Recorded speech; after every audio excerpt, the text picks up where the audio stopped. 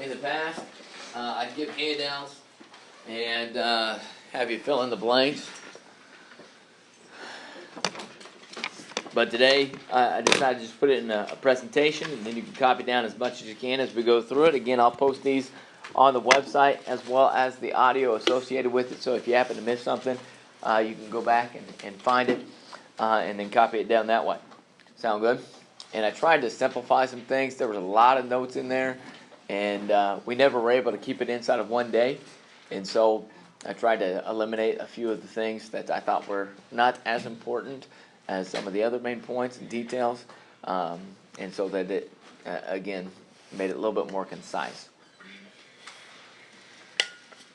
All right, Greece. We're going to do a little review to start off with. What does Aegean mean? I mentioned this in one of my classes the other day. I'm not sure if it was your class or not, but Aegean simply means area surrounding Greece. Okay? And you have the Aegean Sea that's in between modern-day Greece and Turkey. But that doesn't necessarily mean the Aegean region is just the Aegean Sea. So it's really Greece, Turkey, and that surrounding area.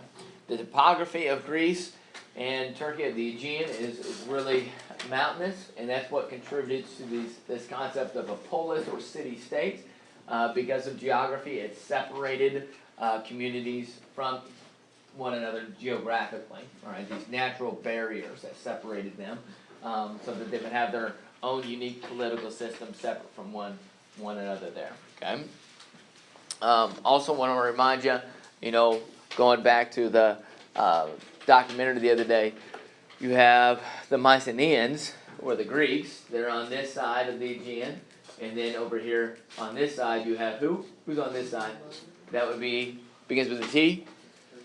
The Trojans. The Trojans were on the other side, right? And that's where you get that big war between the Greeks and the Trojan War there, the last 10 years, right? Anybody know what this building is? It begins with a P? The Pentagon? No. Pentagon's Washington, D.C. Did you say it? The Parthenon. It's the Parthenon, okay? We're going to get talking about the term Acropolis. Acropolis is the high point. It's a fortified hilltop in these Greek city-states. In Athens, this is where you find the Parthenon, a pretty popular architectural structure. It does reflect Greek architecture there a little bit, but it's kind of like a symbol of the Greek city-state of Athens, that way, and the greatness of their ancient civilization, okay? There are two books. What two books reflect Grecian history? Again, this was in the documentary. It would be the Iliad and the Odyssey. You can see that they're combined into one text here. Does anybody know the author, the Iliad and the Odyssey? There's a TV show, cartoon-esque character. Yep, Homer, right? Homer Simpson. It's not the same guy. But this... I believe originally it was like actually orally transmitted, memorized. If you go back and read the Iliad and the Odyssey, it's written in prose. So they're like these 7-8 line stanzas, and everything's supposed to rhyme. But again, that would be back in like the ancient Greek language. And so today, when you translate it to English, it doesn't rhyme like it used to. So it's a little bit more difficult to read today if you go through it. But again, inside the Iliad and the Odyssey, the Iliad, that's pretty much the Trojan War. Okay? And so we get a lot of ideas about Greek mythology, Greek culture. All that comes from that text. All right, the Minoan civilization. This is the civilization that we equated with the Atlantis, the Atlantean civilization. It emerged on the island of, anybody remember? Begins with a C. Raise your hands. Yes? Crete. Crete. And so it is in the region of the Aegean, maybe a little bit closer to the Mediterranean, farther south out of Greece. But that was the center of that civilization. The Minoan civilization supposedly perhaps had expanded beyond that and perhaps encompassed all of the Aegean region, all of the all of the Mediterranean region as well. It was named after the mythological Greek ruler of the island, King what? Minoan is named after King. Anybody know? It's very similar spelling. Minos, right? You got Minoan is named after King Minos, right? And so he sat on his throne at the palace at Knossos. That's on the island of Crete, and beneath, according to Greek mythology, beneath this palace at Knossos, you find this big labyrinth. And who's in the labyrinth?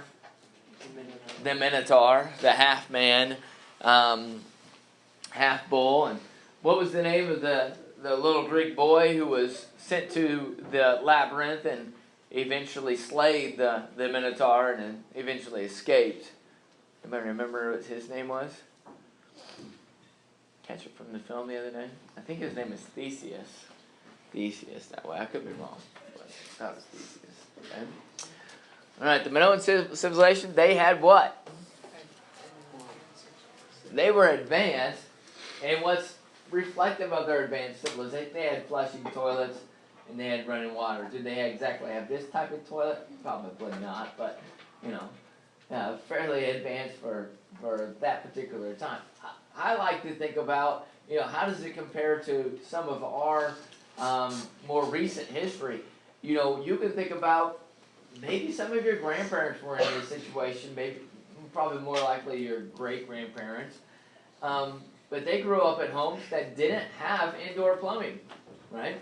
A lot of them actually had to go to an outhouse outside in the wintertime, but the Minoans didn't, and that's thousands and thousands of years ago, right? Indoor plumbing there.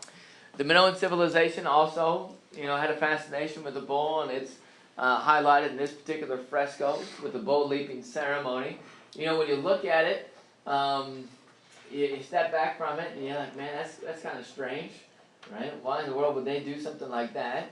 It seems like some type of acrobatic feat, but then if you really looked at some of the things that we do, you think, man, that's kind of strange as well. This is our bull leaping ceremony, right? It's very similar. I did. You guys remember when these guys came here to Eureka? No. Oh, bummer. Yeah, you guys missed out. This was some pretty cool stuff. They were down in the gym doing this stuff. All right? But again, we do some crazy things as well. So, I wouldn't say that it's beyond their ability to do something like a bull leaping S type of activity, okay? An acrobatic type of feat there, okay? So, again, that's a big connection between the Minoan civilization and the Atlantean civilization, okay? One other aspect of the Minoan civilization we didn't mention, we did mention human sacrifice. You saw that at the end of the film yesterday, in the documentary. They were trying to do that to appease the needs of the gods so that they didn't have so many earthquakes and eventually that one big volcanic eruption. But from small bones recovered by archaeologists, the Minoans were believed to have practiced small bones, so that means what? Yeah, infant sacrifice. So not only human sacrifice, but infant sacrifice. We talk about King Agamemnon. Now, he's not Minoan, he's the Mycenaean king. But he sacrificed his what? He sacrificed his daughter prior to going into the Trojan War. The Minoans created a written language. So, this is really reflective of how advanced they were. If you think about all the Amerindian civilizations that we looked at before, and there was only one, the Mayan civilization, that created their own written language. But the Minoans created a written language called, archaeologists, anthropologists have termed it Linear A. Okay? Linear A. So, again, that is a term that anthropologists and archaeologists have come up with. That's probably not what the Minoans used to describe their own language. It's not like, hey, I'm using Linear A today, right, as opposed to Linear B. Okay? That's just what archaeologists and anthropologists use to determine. Moving on to the Mycenaean civilization, because of that big volcanic eruption and the inopportune time of the Mycenaean raiders and traders led to the downfall of the Minoan civilization. The Mycenaean civilization consisted of, let me make sure I got the right notes here. city-states. And again, the Mycenaean civilization is coming from north of the Minoan civilization. So the Minoans again centered on Crete and around the Mediterranean. North towards Greece is where the Mycenaeans came from. Their economy is based upon trading and raiding. You know, I was trying to find some imagery associated with a raider, and this is the only thing that I could come up with the Oakland Raiders. The football team, they're supposed to be really, you know, violent and aggressive and that type of, you know, physical mentality, even though they haven't been all that successful over the past few years. But from the Minoans, the Mycenaeans did take advantage of the written language that they had with Linear A, and then they made some changes to it, and so archaeologists, anthropologists term it Linear B. All right? So it's a little bit of a different language than what the Minoans had because of some of the modifications that the Mycenaeans had. So again, it is termed Linear B then. But you can see here that the Mycenaean civilization is kind of piggybacking the Minoan civilization. They're taking advantage of the cultural characteristics of the Minoan civilization that was laid down before them. It's kind of like the Romans taking advantage of the Greeks' culture whenever the Romans come along a little bit later on. Okay? What led to the Mycenaean civilization's decline? Well, they are traders and raiders, and essentially what led to their decline was what made them successful in the first place. War, right? So war amongst themselves actually eventually got the best of them. Okay? So, war. Now this particular image, probably not associated with the Mycenaeans back then. It's probably depicting a time period of like medieval Europe, but war nonetheless.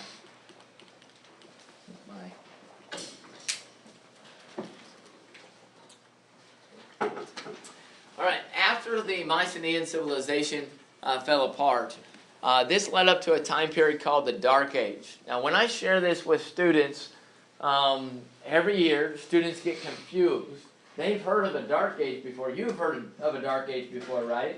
But the Dark Age that you're thinking of is the Dark Age following the fall of the Western Roman Empire, and that leads up to medieval Europe, right? Sometimes you think of, I think of, there used to be an old humorous movie called Monty Python and Search for the Holy Grail. You guys ever seen that? No. And they talk about the plague, and they walk along, and they bring out your dead, bring out your dead. You know, the plague-esque type of stuff. Okay, that's what I think of with the Dark Ages.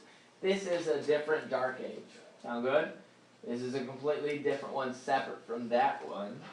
This is a Dark Age that preceded that Dark Age by about 1,000 years or so. Sound good? Okay. What a Dark Age is, you can have multiple Dark Ages. A Dark Age is a time of societal and cultural decline, going backwards.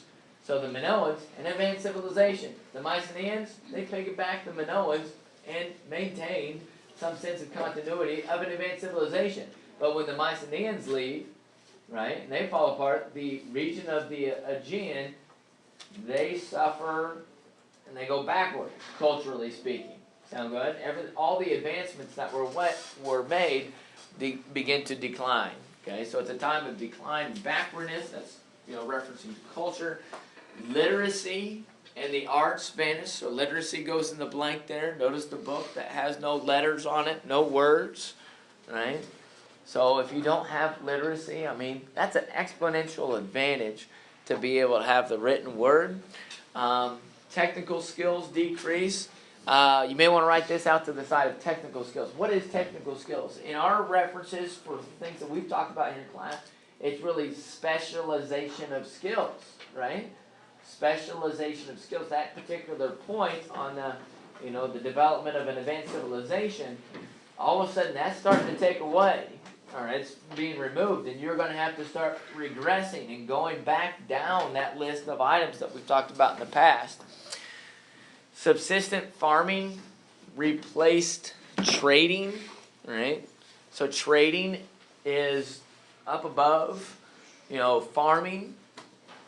So the trading's going away. What happens when you stop trading with other people? There's less cultural diffusion, there's less culturation, there's less societal advancement. Small farming communities start to replace the cities. Cities goes in the last blank there. Small farming communities replace cities. So again, what is this, these notes implying? Cities, what we have today. Where does most of our population live today? The majority of the American population lives in cities, right? Urban areas. We are some of the exceptions. Us living here in Eureka, we are we're the small percentage of people that are not living in these large urban areas today, okay? That is a reflection, that particular statistic is a reflection of how advanced of a society we are, okay? All right, so moving on from the Minoans, Mycenaeans, the Dark Age, now we get to the Greek city-states that we're more aware of, like Sparta and Athens, okay? Greek city-states are also known as the polis. The polis, like we mentioned with our bell work, it developed in the midst of a political vacuum. Developed in the midst of a political vacuum. What does that mean, a political vacuum? Are we talking about vacuum cleaners like this up here on the screen? What is a vacuum? Well, there is that idea of a vacuum, but that's not the one we're looking at here. What else? How else is the word vacuum used? Yes, Ms. Rogie? A void, right? Where there is nothing, okay? I think of like astronauts, whenever they start to practice what it's like to be in outer space, they get put inside of this scientifically constructed vacuum. And what that does is it has nothing inside of it. That's what space is. It's nothing, right? So there's no gravity, there's no oxygen, nothing. Okay, so they can experience what space is like here on Earth, okay? So we're applying that to, it's metaphorically, to this particular context, that there was a political vacuum. So what are we saying about politics and government? There wasn't any, right? There was no government. There was no politics preceding this context of the Greek city-states of Athens and Sparta. Sound good? So it's a blank slate. I want you to think about it that way. A couple key components, aspects of these Greek city-states that I want you to be aware of. First off is the Acropolis. That is a fortified hilltop. All these Greek city-states would have it. If they happen to be attacked, what they would do is they would have the inhabitants, the citizens of the community of that city-state, they would all run to the Acropolis, and that's where they would seek protection. Okay? It's kind of like a castle in medieval Europe in a way. Right? But the easiest ground to defend would be the hilltop. Okay? So this is where you find the Parthenon. Right? That's part of the Acropolis, high point in the city-state. The Agora is another common component of a Greek city-state. What is an Agora? It's a marketplace. Now, this image doesn't do a very good job of, that's what I want you to look at. But doesn't do a very good job of identifying. But a marketplace is where everybody's at, right? On a daily basis, there's a lot of trading, selling of goods there. But more than that, people would just go there because it's a social environment for people to hang out and to spend time with one another. Sound good? So that's how you learn the social norms of that environment, is by hanging out in the Agora. A lot of these ancient Greek philosophers like Socrates and Plato and Aristotle, they were known to have hung out in the Agora of like Athens, and then they would, do the Socratic type of thinking, asking questions about life and about behavior, and this is where these ancient Greek philosophies started to originate from. So the location would be in the Agora. Sound good? These early city-states were actually ruled by, out of nothing, then they developed into monarchies and then aristocracies. Aristocracies goes in the blank. What is an aristocracy? It's a political system where you have these rich landowners. They're the ones that rule. So the most wealthy are the ones that are political leaders in an aristocracy. We've mentioned aristocracy once before. There was a guy that was influencing political development in Cuba was born into an aristocracy in Argentina. Anybody remember that guy's name? That would be Che Guevara, right? This next line here is the progression. I used to have it mapped out in a different way. Instead of having the ellipsis points in between, you probably should draw like arrows. So this is the progression out of that political vacuum. How did we get to democracy in these Greek city-states? Well, it starts with the monarchy. You get a king. And then it goes to an aristocracy where these wealthy landowners rule. Then every once in a while you get somebody that rises to power that really doesn't have a right to rule, and they call them tyrants. So you develop a sense of tyranny. And then after tyranny is the progression of a democracy where the people rule, right? Beyond that. So it's a progression through time. This is what they saw over and over again in these Greek city-states, where you would develop, eventually get to democracy. Okay? All right, we're going to differentiate Sparta and Athens to finish up. The rise of the Spartans was contingent upon conquering of another culture group around them called the Messenians. The Messenians were also known as the Helots. Helots will go in the blank there, H-E-L-O-T-S. What made this significant is the size of the Messenians and the Helots in comparison to the size of the Spartans. The Spartans were much, much smaller in number than the Messenians. The Messenians, even though they were conquered, they actually outnumbered the Spartans by a ratio of 10 to 1. You may write that out to the side. A ratio of 10 to 1. There were 10 Messenians for every 1 Spartan. So if that happens to be the case, after their defeat, the Spartans made all the Messenians slaves. And there would be a constant threat of a slave revolt because the mass number of all of the Messenians, 10 to 1, right? So if there's this constant threat of a slave revolt, the Spartans consequently had to develop a standing army, a standing military. Sound good? So if you've heard about the Spartans, you know that they have a tendency to be a very militaristic type of people, and it all is traced back to this one decision: making the Messenians slaves rather than citizens. Okay. The Spartans, they practice infant abandonment. Sorry, I don't have an image there. But it gives you an idea of how harsh society was.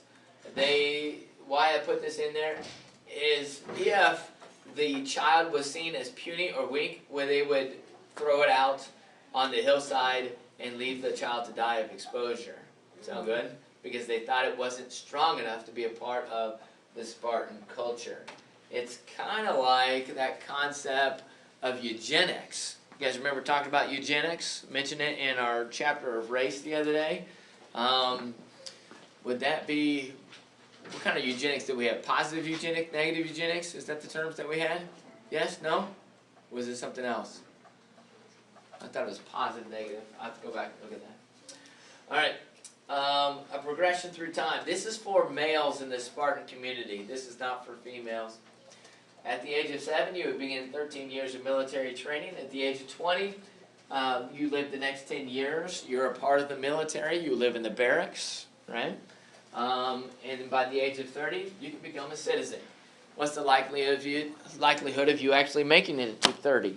Not very well. Not very good. Life expectancy is fairly low. Infant mortality is pretty low, or I'm sorry, pretty high at this point in time in history. But again, if you're living in a standing army, there's going to be time that you're going to send out to war. The likelihood of you making it to 30 is not very good. Okay. Women in Sparta, they're excluded from citizenship. They're permitted to own land. They manage farms, and they engaged in business. So how would you, overall, identify the life of women in Sparta? Is this good or is this bad? Miss Alice? You don't know? Let me skip ahead real quick and get to the women in Athens. The Athenian women, no political legal rights, lived in strict seclusion. Their duty is to bear children and attend to the household. Which one would you rather be? A woman in Sparta or a woman in Athens? Athens. If we're looking at specifically the notes alone and nothing else, we're taking into consideration no external variables besides what we have here on the screen, I would assume that you would rather be in Sparta than in Athens. Okay, there's probably a little bit more sex discrimination in Athens than in Sparta. But again, we don't necessarily assume that because stereotypically speaking, we think of Athens being more democratic than Sparta themselves. All right, we're out of time, so we're going to stop there. And we'll have to finish up the rest of the notes on Athens at the beginning of the class tomorrow.